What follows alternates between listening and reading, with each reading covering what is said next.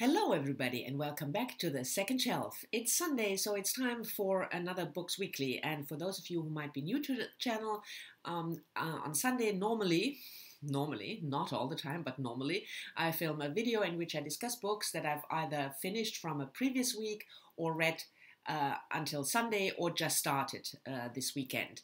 I couldn't do a video last Sunday. I was traveling. I had a reading in Germany. I read from the latest crime novel that I've written, Lüneburg, which is up north in close to Hamburg, a beautiful city, and the reading was really nice, but there was also a storm. First there was Grisha, and then there was Herwart, and that meant that there were no trains at all going from the northern part of Germany to the southern part of Germany to Cologne, where I partly live when I'm not in Amsterdam.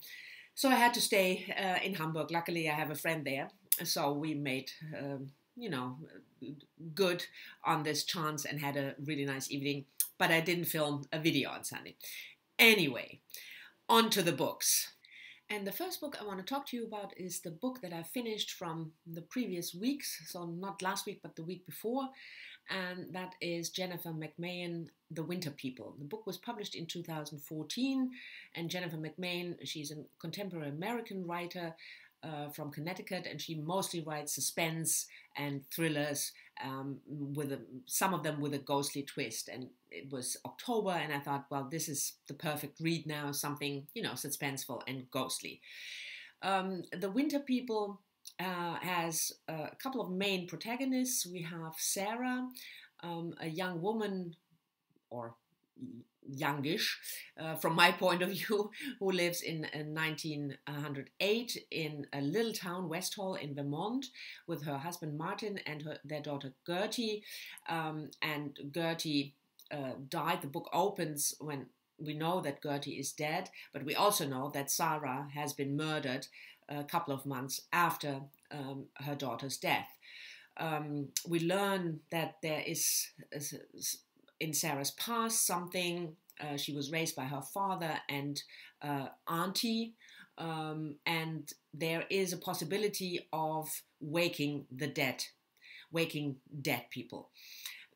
This part of the book mainly consists of Sarah's secret diaries, who were then found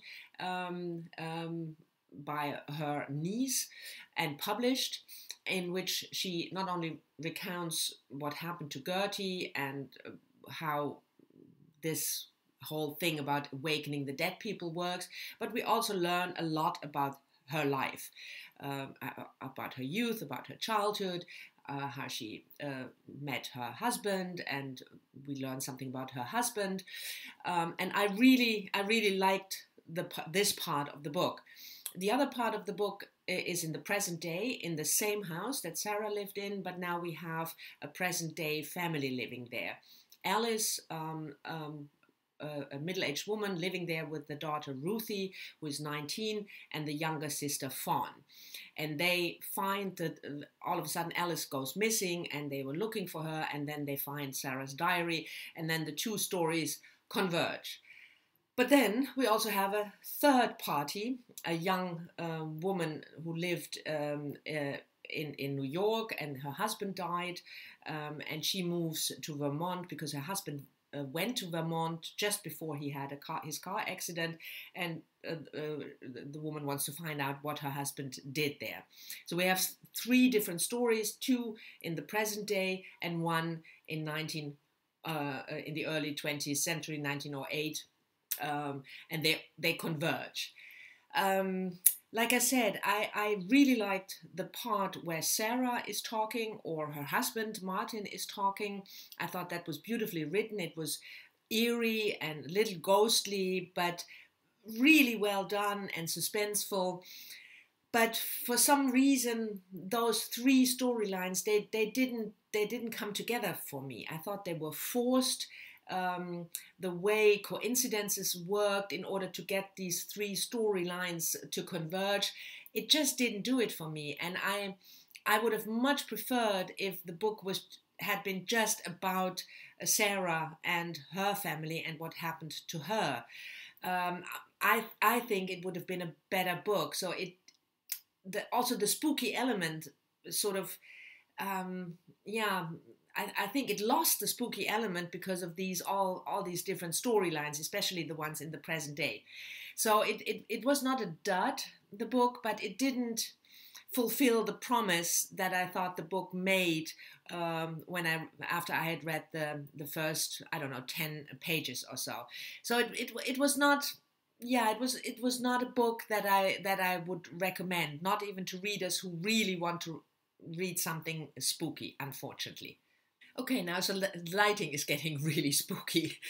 This video is called The Dark Side, and obviously the weather decided to play the role because we had brilliant sun all morning, and I started to film, and now it's getting really, really dark, and the rain starts to come, so I'm sorry about that. But anyway, the next book I want to talk to you about is a tome, and that is a book of American Martyrs, the latest book by Joyce Carol Oates, published in February of this year. This is the paperback edition, which came out, I think, a month ago, and I finally bought it and read it, and it is a tome. It's more than 700 pages. But if you're looking for a big book, maybe because you're participating in Tome Topple in the second half of November, this might be a good pick because, as you can see, it is a tome. Anyway, the book is about abortion. We have two families who play a major role. The book follows them from the end of 1999 until 2012. So it's almost 1.5 decades we follow in this book. The first family is the family of Luther Dunphy. He is a fundamentalist Christian and a lifer, an anti-abortionist, and he lives with his wife Edna May and their children, and they go to church, and then Luther decides that's not a spoiler, that happens right at the beginning of the book. Luther decides to shoot one of the doctors, Gus Voorhees, who does abortions in the abortion clinic in the town where they live.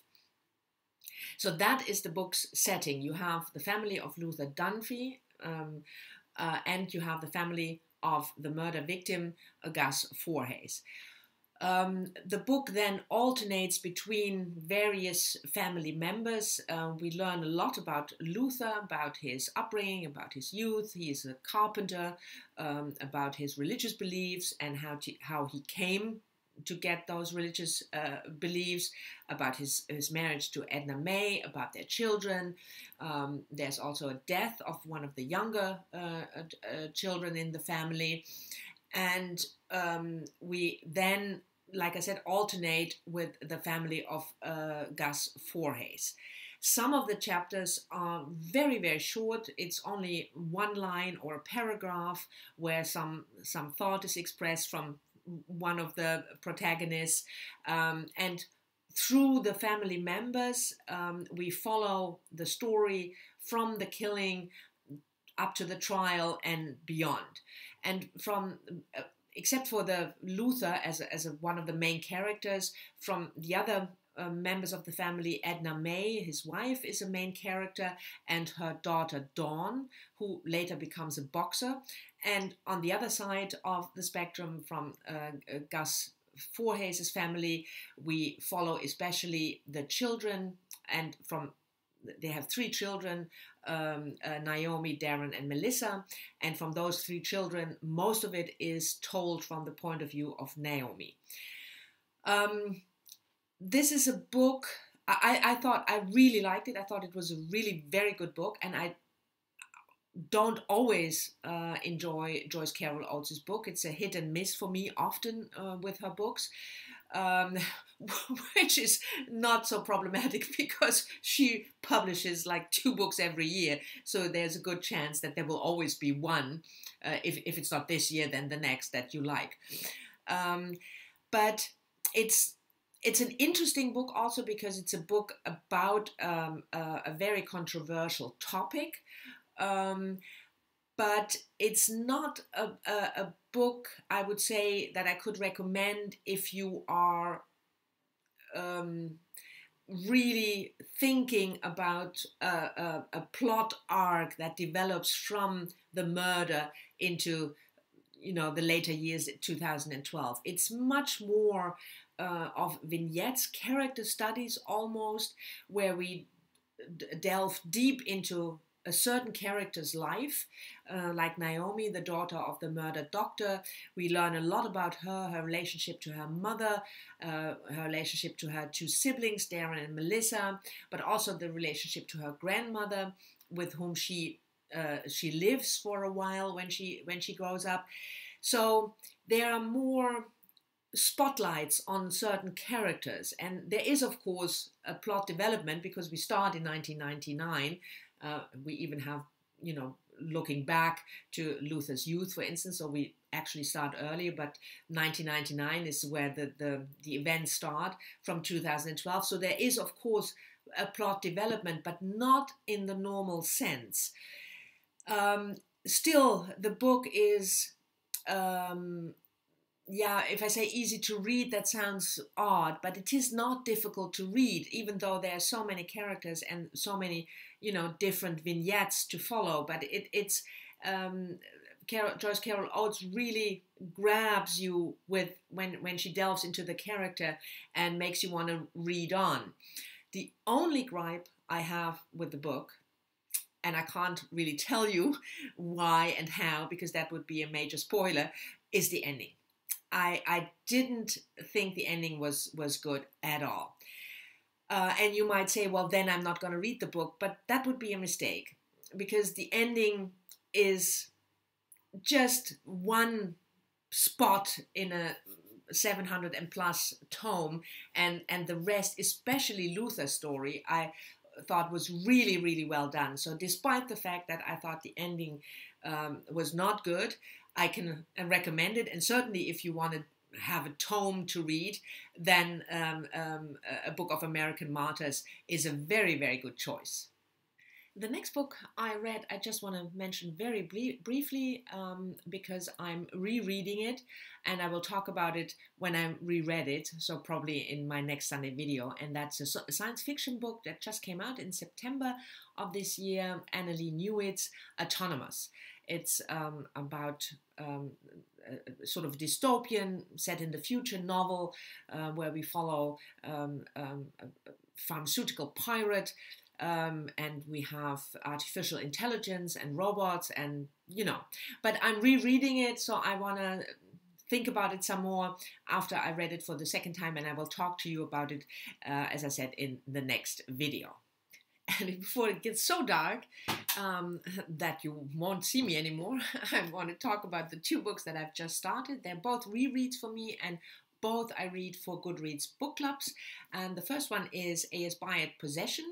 This was a Man Booker winner in 1990, and I'm reading this for the Man Bookering book club on Goodreads. I will leave a link down below if you're interested. It's a book club where we read the long list and the short list of the current Man Booker and the Man Booker International, and in between we read the backlist. So we read previous winners, and for November the members, so we voted for Possession.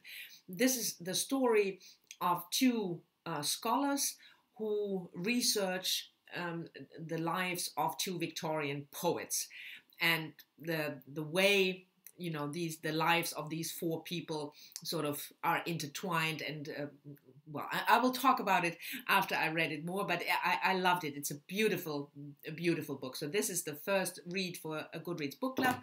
And the next one is a non-fiction book, and that is Chernobyl Prayers by Svetlana Alexeviech.